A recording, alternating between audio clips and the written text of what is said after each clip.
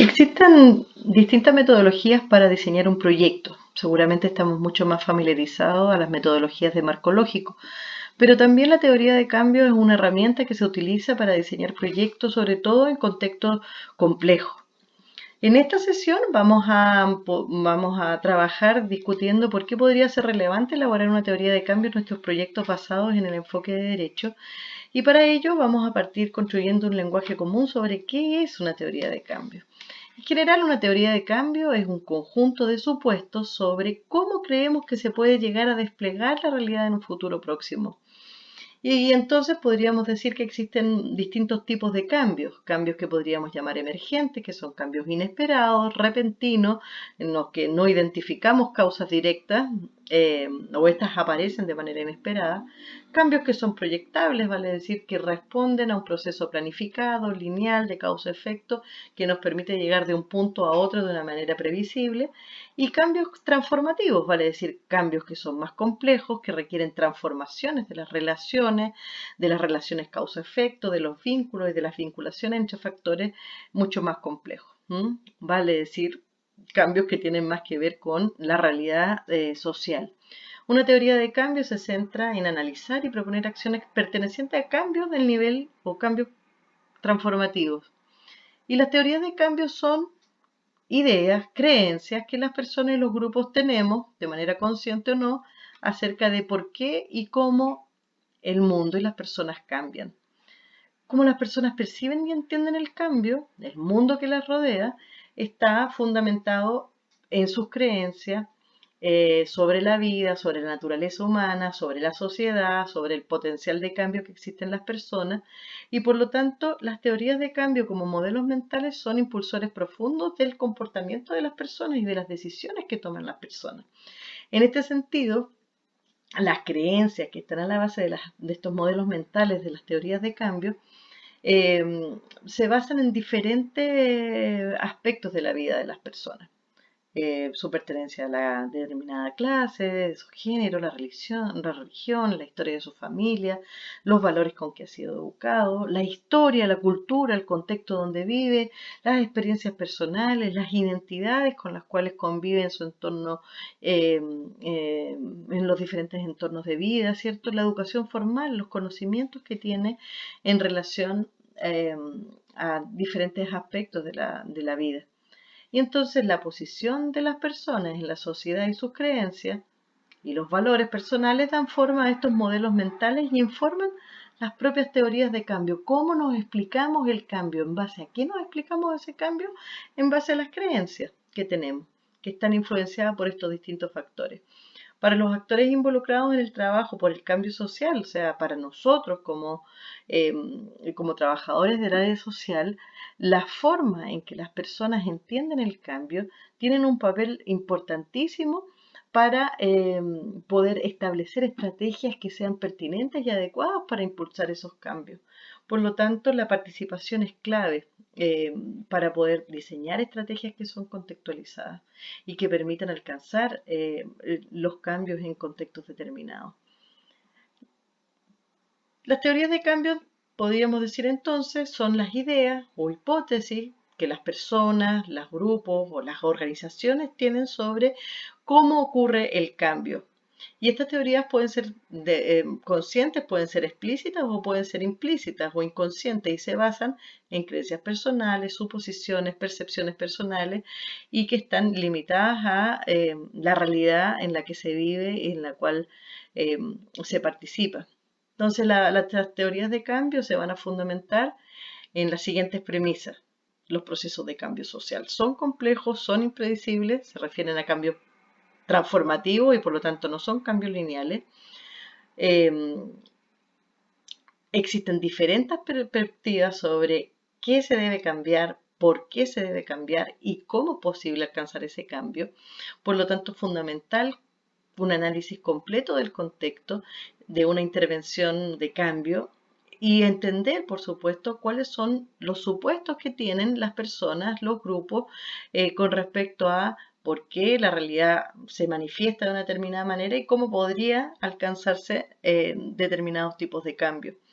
Entonces, poder diseñar una teoría de cambio es fundamental para contar con una estrategia que es pertinente.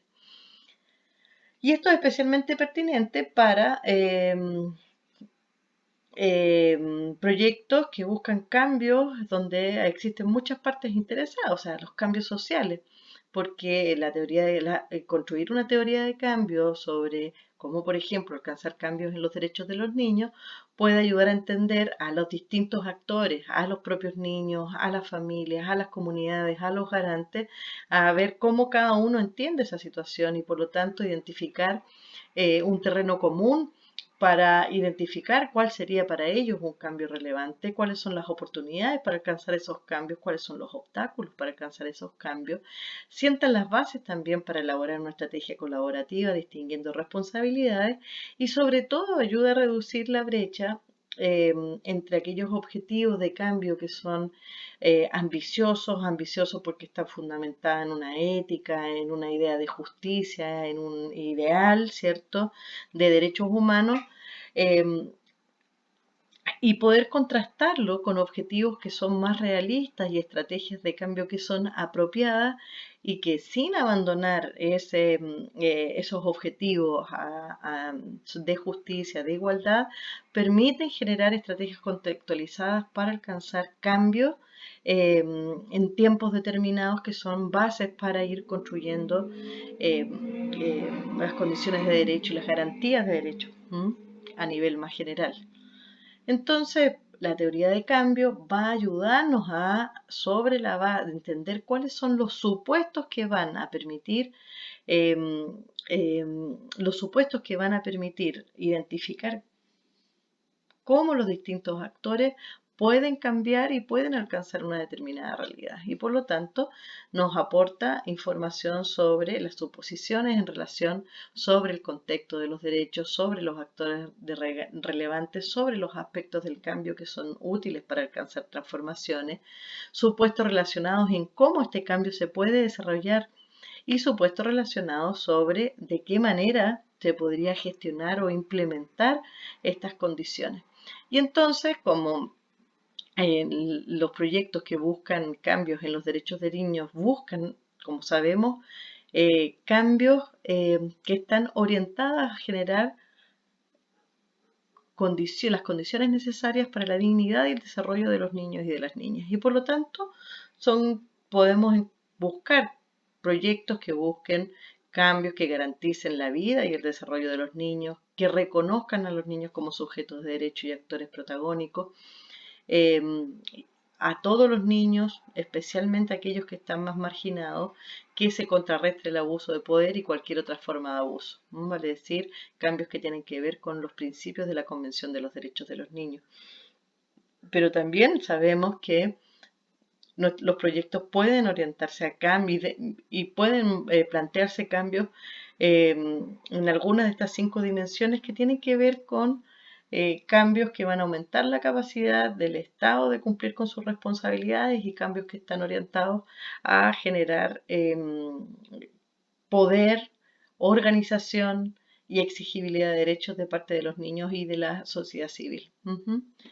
Estos 5 aspectos del cambio entonces refieren a cambios en leyes, políticas, estructuras, cambios en las capacidades, cambios en los garantes, en la capacidad de los garantes para poner en práctica políticas, programas, formas de trabajo, empoderamiento de los niños, empoderamiento de familias, organizaciones, actores no estatales para exigir y demandar derechos y mecanismos que tienen que ver con la Contraloría Social, la rendición de cuentas. Y entonces, ¿qué necesitamos para construir una teoría de cambio? Básicamente necesitamos un proceso, ¿cierto? Un método, un camino. Aquí hay un camino que parte de la revisión del ACDN, a partir de la cual se visualiza, se identifica el cambio a alcanzar por el proyecto, el cambio relevante a alcanzar por el proyecto en un tiempo determinado. Luego se establecen cuáles son los dominios de cambio, vale decir, cuáles son los cambios necesarios, suficientes, estratégicos, que alcanzándose es posible entonces alcanzar el cambio deseado, ¿cierto? Por el proyecto, el cambio relevante del proyecto. Y a partir de esto definir las estrategias, o sea, ¿Cómo es posible alcanzar ese cambio? ¿Cuál es el camino de ese cambio? ¿Qué supuestos hacen pensar que un pequeño cambio va a llevar a otro en los determinados actores? Este es un proceso que cada vez que se va completando permite la revisión del paso anterior, ¿cierto? Poder revisar las vías de cambio permite priorizar, ajustar y si los dominios de cambio son los adecuados y a su vez revisar si el cambio deseado es realista, es alcanzable, es relevante y es posible de alcanzar a partir de las estrategias definidas. Y por supuesto, lo que se necesita es analizar si esta teoría de cambio es realista en base a criterios de enfoque de derecho. Y por supuesto las capacidades, los recursos que cuenta la organización para impulsarlo. Cuando esto ya está definido, tenemos lo suficiente para completar cualquier formulario, cualquier propuesta de proyecto, ¿cierto? Ya contamos con objetivos, contamos con estrategias y podemos elaborar indicadores, completar el marco lógico, armar presupuestos, cronogramas, plan de monitoreo, en fin.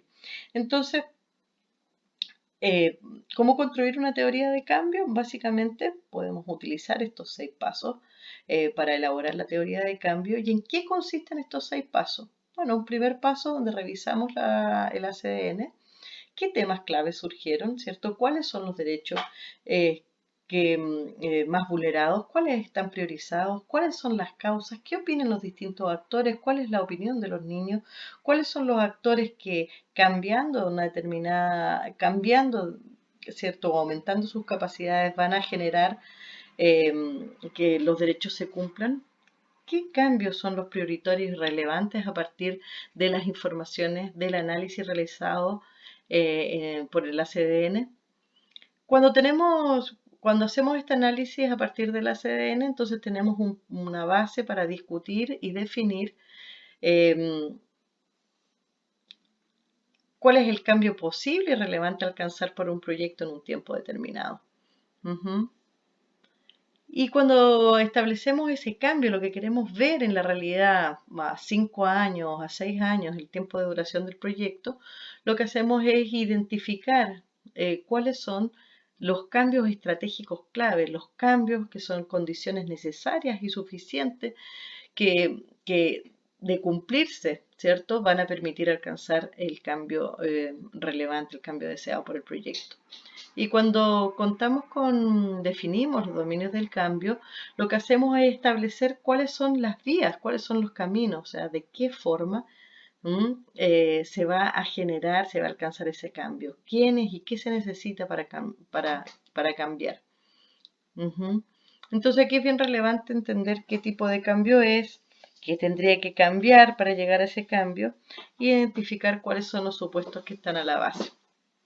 Luego de esto, podemos ajustar cada uno de los componentes, ajustar si los dominios de cambio son pertinentes, ajustar si el cambio deseado y relevante es pertinente.